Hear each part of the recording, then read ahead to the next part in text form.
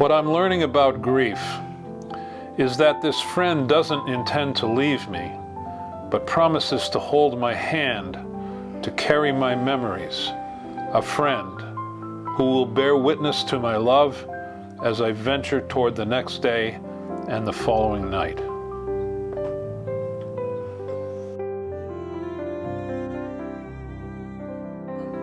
Welcome.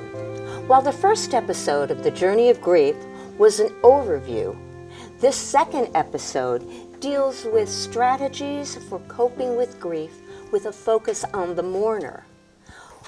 With us again is Jamie Losifkof Kent, a licensed clinical social worker with 20 plus years of experience in grief counseling. Let's start. Jamie, why is it important for a grieving person to recognize their own needs after experiencing a loss? Well, grief is a stressor and often a traumatic experience. And because it's a stressor, it challenges all of our body, our psyche, and our emotions in many different ways. And being aware of that is so important in order to be able to cope and be able to walk through the experience of loss. And for the first few days or weeks after a loss, it's probably most important for an individual to just remember to be patient with their feelings and the things that come and go, and also to be mindful of what they need physically in terms of sleep, in terms of eating, perhaps some gentle exercise, and just be able to function at a hopefully close to normal level. What are the most likely psychological issues mourners face, and how might they deal with them? Our brains are kind of wired to the fact that that person is there in our life. And the fact that we walk into a room and expect to see them, or we pick up the phone because we're going to talk to them, and then suddenly realize again, no, they're not here. And it's kind of being hit over and over by these ambushes of loss. So psychologically, we have to try and accept that this is going to happen and sit with it in a way that helps us to work through it. Because our grieving activities, our way of grieving is the way we heal. Everyone does it differently. People use different tools to help them through. But basically, it's giving yourself, your mind, your heart time to move forward, to take in the loss and really come to grips with it. And that takes, unfortunately, much longer than most people think, because that circuit of our brain that says, no, that person is here in my life, and that person is accessible to me, and I hear their voice, or I see them in my dreams, all of that is kind of making us move through this in a way that can be very painful at times. And Jamie, when a mourner is experiencing all this stress and the psychological effects, what does that have to do with his social issues and relating to others? Yeah. Well, there is a theory called the dual process theory. People will say things like, when I'm by myself, all I want to do is be with other people. And then when I'm out with other people, all I want to do is be alone. So we have that conflict. But it's important that we do both. We are, as human beings, connection is basic to our survival and our thriving. And so we don't want to cut off all this social stuff. But grief and loss change our social situation. Some people kind of disappear from our social view. They're either not able or uncomfortable making contact. Other people will step up and try to help, but they're not helpful in the right way. So, one person once said, loss changes your address book. If you lose a spouse and you're part of a group of couples, that may shift things for you. If you lose a close friend, it may be hard to connect with the others because they're grieving in a different way. So each of these things has something to do with our social connections, and loss can be very challenging in that way. But keeping mindful of, as they say in this dual process, that we need time to grieve. We need time to sit with the painful feelings, the painful thoughts, that, to deal with the actual acceptance of my life has changed in this way. And then we also need time to reach out and continue to connect with life, because we are the survivors, in a sense. We are the living, and we need to be able to move forward in our lives. I wonder, how do people deal with holidays, milestones like birthdays and anniversaries as they go through the grieving process? Well, those can be really hard. And one reason why it's so difficult is because grief, one of the aspects that we see in grief is a heightened sense of anxiety. It comes from many different causes. But when we see a milestone coming, like it's going to be Thanksgiving soon or Christmas soon or their birthday's coming up, we start to think, uh-oh, how am I going to deal with this?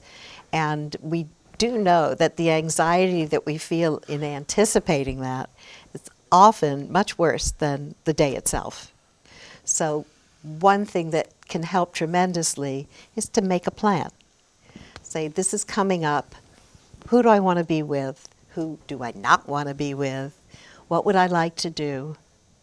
How would I like to create a little ritual, visit the grave, go out with a friend, cook their favorite meal? They're all different ways of dealing with it. But the most important thing is to have that plan, and then, of course, to have a plan B, which is, how do I get out of it if on the day I feel like none of this is working? And we have to be able to give ourselves permission to say, it's been lovely seeing you, but I need to take a break. Or, driving, if you're going to a holiday party or gathering, take your own car so you can leave when you need to. Or, if you wake up that morning of the day and nothing feels right, it's okay to pull the covers back over your head and say, I'm canceling today.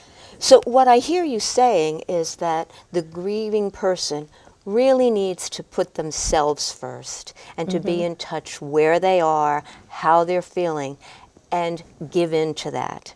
And not worry about what other people are going to think, but worry most about what's going to make them comfortable. Right. It sounds selfish put that way, but I didn't want to say that. It's especially with say parents who have younger children at home. If the grown-ups aren't doing well, the kids aren't going to do well. So in many ways, taking care of yourself is the first step in being able to be there for the other people in your life who are also grieving, because usually there are many people who are grieving that loss. But if you're not taking care of yourself, then you're not going to be equipped to deal with all the things that life throws at us, because life goes on. It doesn't stop, even though we wish it would. So we have to be prepared, and making that kind of plan and recognizing what's happening. If you recognize your anxiety, you're less likely to end up in a panic attack state. If you recognize this is not comfortable for me, it's going to make the situation easier for you to deal with, if you can say that. But it is, it's unfortunate, but sometimes the griever who would hope that other people could help them through this is going to have to say, here's how I need to be helped. This is what I need from you. But communicating that is hard, and getting in touch with what you need is so important. Jamie, how does a griever deal with the medical issues associated with the process? Well, for many people, I think it's important, especially if one has been a caregiver, to have a physical checkup after the loss.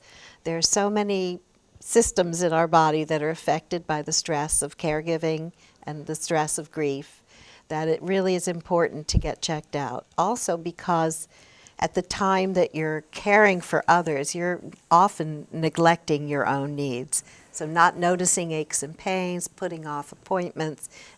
We see this typically with caregivers.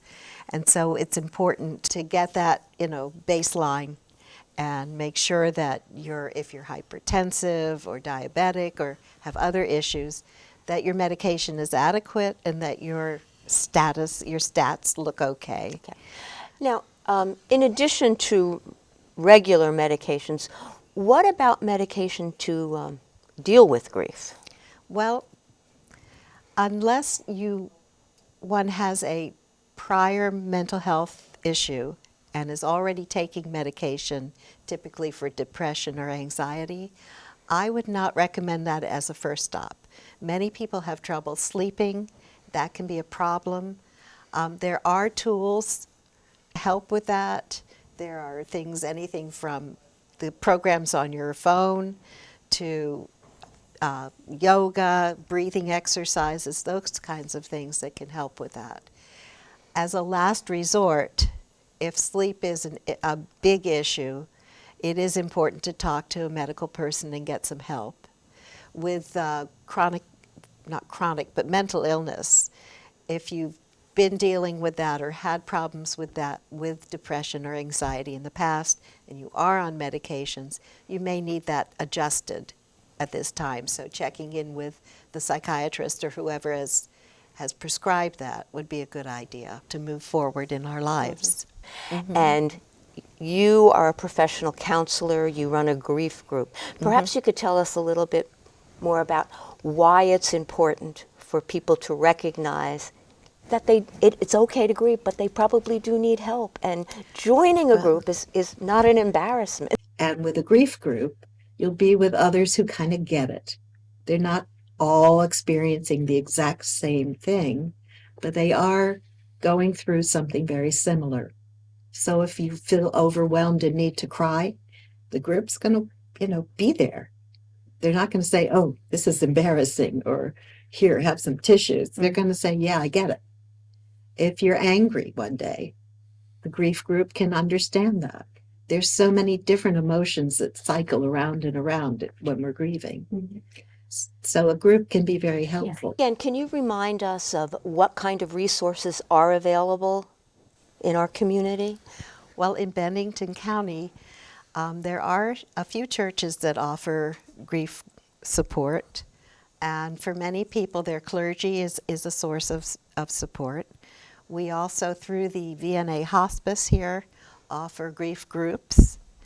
And there is private counseling, I believe, in some areas where one could go to see a therapist. Again, grief is not a mental illness, but working with someone who can sit with you and help you through these difficult times, someone who will sit and listen and while you talk, sometimes is all you need. Yeah, and I think it's really important to make that point that grief does not have to be a solitary journey.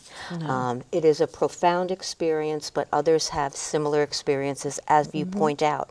And sharing those experiences can help in the healing process. Absolutely. Thank you for watching. Our next episode will deal with understanding the ebbs and flow of grief and the rights of the griever. Until then, this is Mary Jo Greco wishing you all a better day.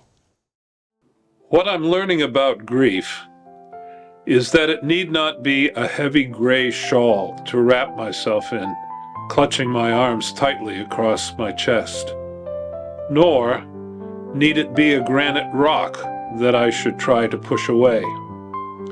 Neither is it, at least no longer, a vast dark ocean ready to pick me up and slap me down without warning. What I'm learning about grief is that it is not me, but that it offers to become a friend. A friend who will lightly lay a hand on my shoulder when tears come in the dark. A friend who will laugh out loud with me at remembered silly moments. A friend who can still hear the music of our life What I'm learning about grief is that this friend doesn't intend to leave me, but promises to hold my hand to carry my memories. A friend who will bear witness to my love as I venture toward the next day and the following night.